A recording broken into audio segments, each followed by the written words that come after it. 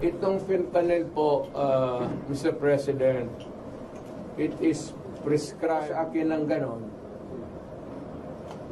Tatanungin kita, yung cocaine, may prescription ba yan? Grabe, no? Saan mo kinukuha yung supply mo? Alam ko, ang tao dumadala dyan sa Malacanang. Body-body mo yan sila. As a matter of fact, yun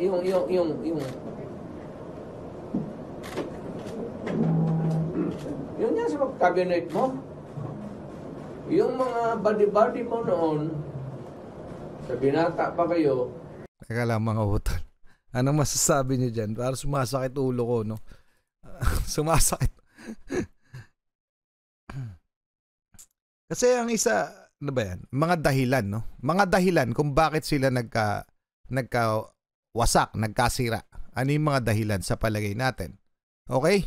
Gusto ko yung malaman. No? So, sa mga pagkakaalam ko, yung nagsimula yung confidential fund, something, no? Sa DepEd, which is involved ang Vice President Sara Duterte, tapos yung birahan ng Romualdez, and so on, naglabo-labo na. Ayan na, nakarating na ngayon sa, so naging Duterte versus Marcos ba ito?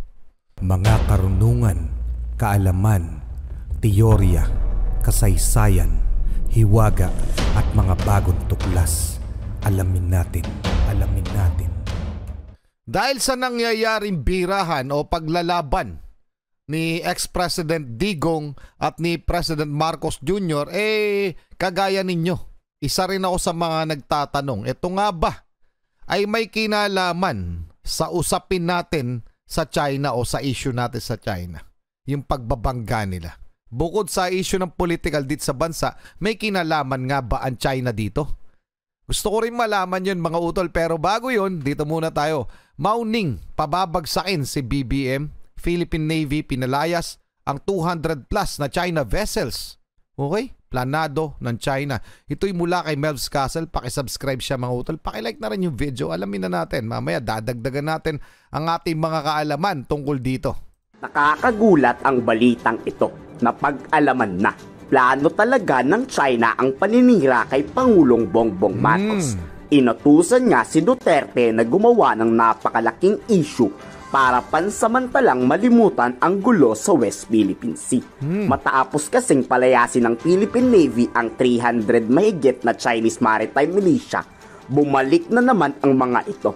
Pero papalayasing muli ito ng Armed Forces of the Philippines. Tulad ng mga nakaraang buwan, aarestuhin ang lahat ng makikipagmatigasan laban sa Philippine Navy. We will expect that this will just... Teka lang bago tayo dumako dito sa pahayag ng Philippine Navy. Parang nabibigla ako. Kung may okay mga utol, bago tayo magpatuloy, lilinawin ko lamang ha, ito po'y hindi natin kinukumpirma agad.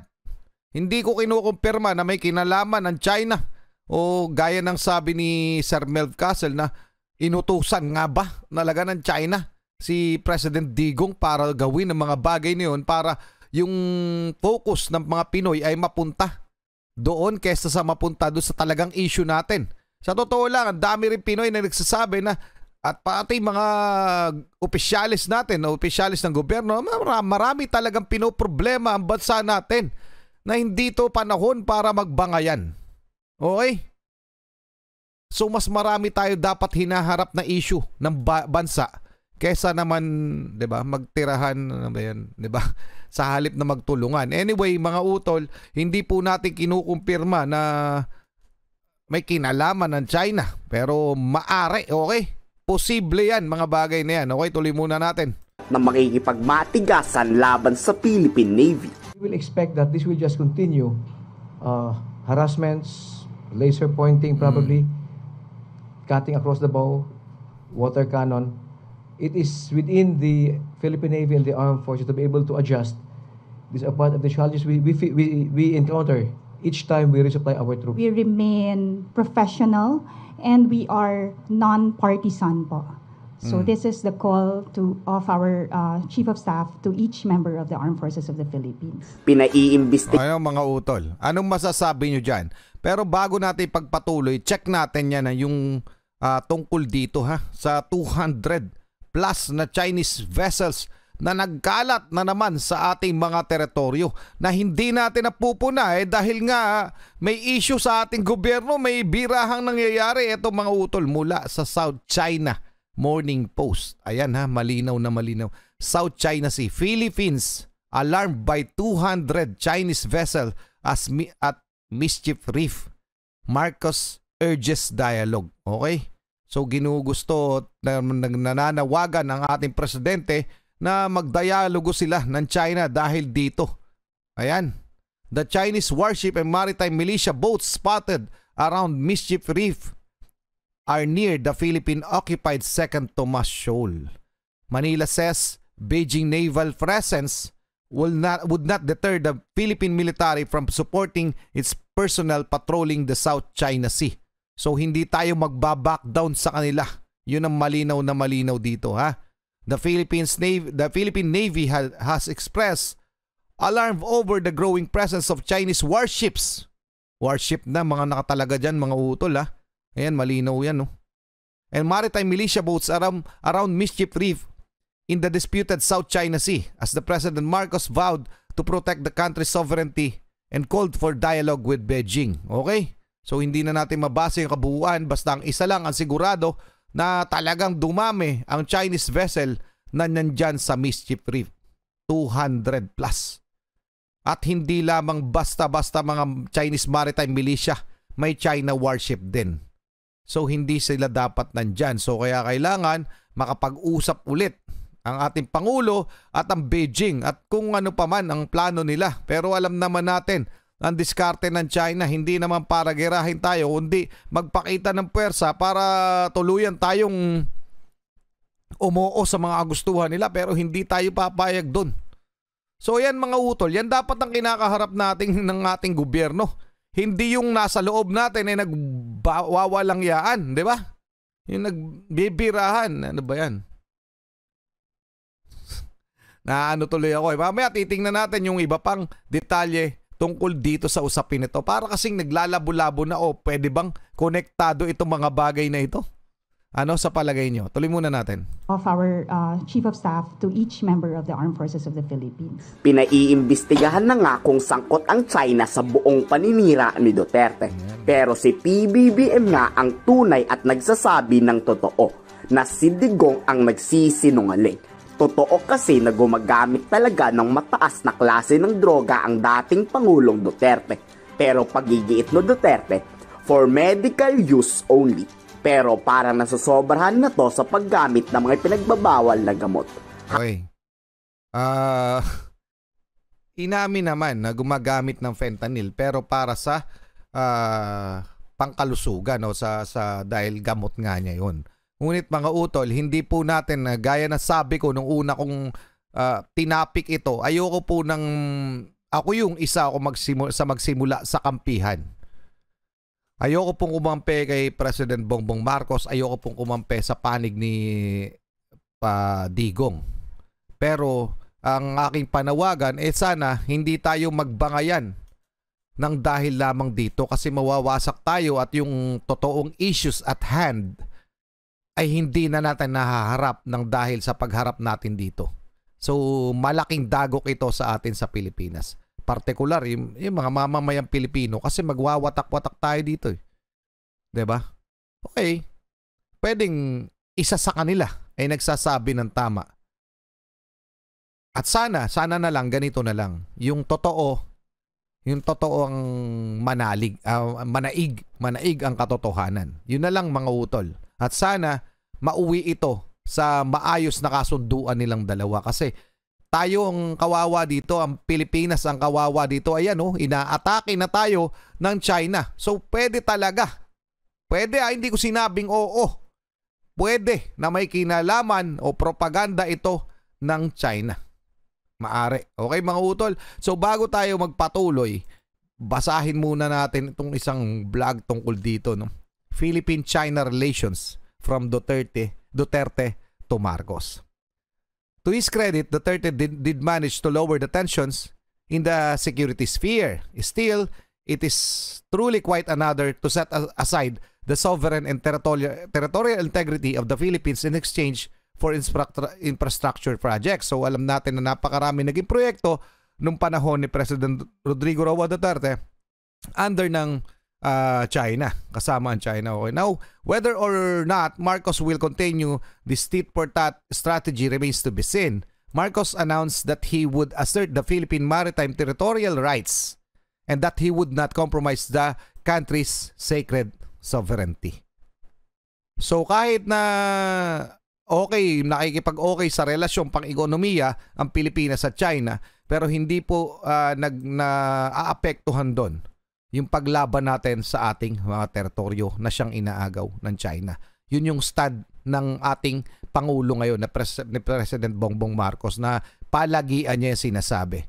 And for some reason, parang doon umiikot no? Doon sa istorya na yun. Ayoko magbigay ng konklusyon na alam mo yun, nung kulang sa mga ebidensya at mga kung ano-ano pa mga detalye.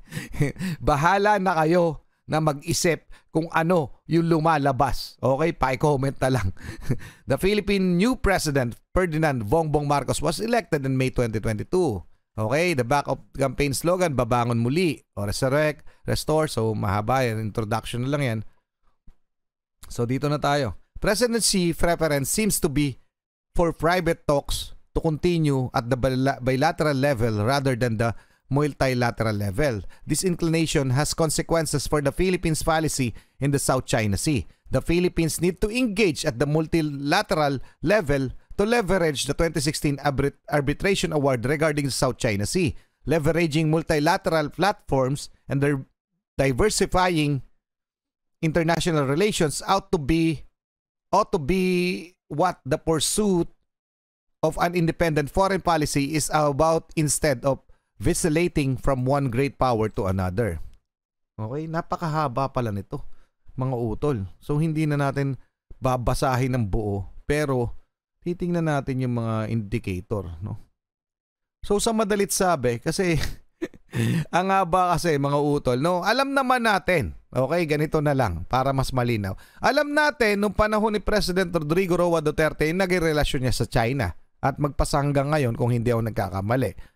At alam rin natin kung ano yung stand ni President Bongbong Marcos pagdating sa usapin ng teritoryo sa West Philippine Sea. So bahala na kayo, magtagni-tagni nito at i-comment nyo na lang kung ano yung nasa isip ninyo. Okay ba mga utol?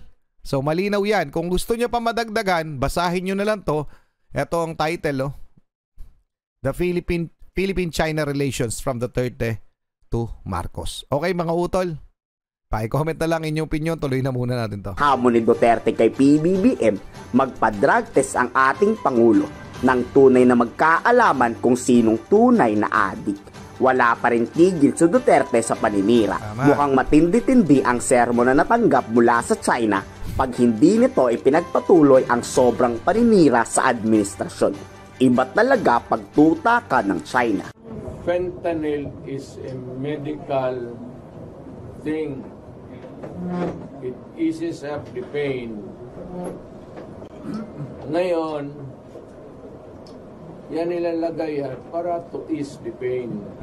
Tama. Yun po yung gamit ng fentanyl. Na ako, okay na ako. And that was about 8 or 7 years ago. Shortly before I ran for the presidency. Nagkaroon ako ng talaga masakit. Itong fentanyl po, Mr. President, it is prescribed sa akin ng ganon. Tatanungin kita, yung cocaine, may prescription ba yan? Grabe, no? Saan mo kinukuha yung supply mo? Alam ko ang tao dumadala dyan sa Malacanang. Body-body mo yan sila. As a matter of fact, yung yan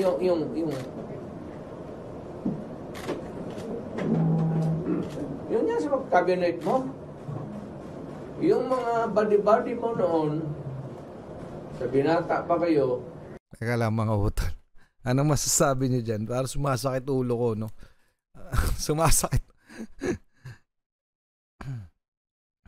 Kasi ang isa, ano ba yan? Mga dahilan, no? Mga dahilan kung bakit sila nagkawasak, nagkasira. Ano yung mga dahilan sa palagay natin? Okay? Gusto ko yun malaman. No? So, sa mga pagkakaalam ko, yung nagsimula yung confidential fund, something, no?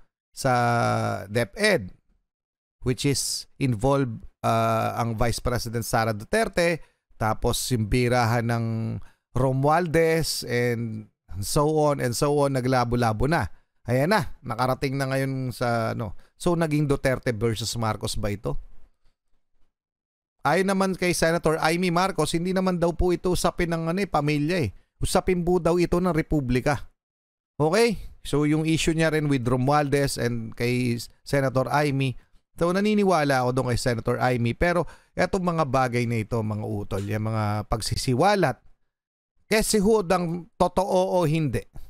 Yung mga ganyang pagsisiwalat, ito yung nagdudulot ng pagkakawatak-watak ng mga Pinoy at nagdudulot ng kaibang isipan sa mga Pinoy. Ito, syempre may mga Pinoy nakakampi pa rin kay Digong. At may mga Pinoy na pagtatanggol si President Marcos. So dun pa lang magtatalo na ang mga Pinoy. Pero ang tunay na usapin natin, mga utol, ay nandun sa China. Ngayon, ang tanong, eto nga ba ay konektado? Eto nga bang issue ngayon ay konektado? O palabas nga ba? Palabas nga ba ito? Question mark ha. Ano?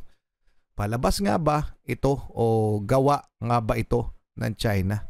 Anong masasabi nyo dyan? Pa-comment na lang. Tuloy na natin. Kasama mo yan sila.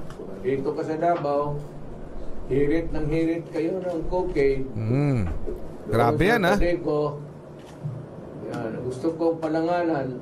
Nandiyan sa Malacanang yung isa. Trabaho.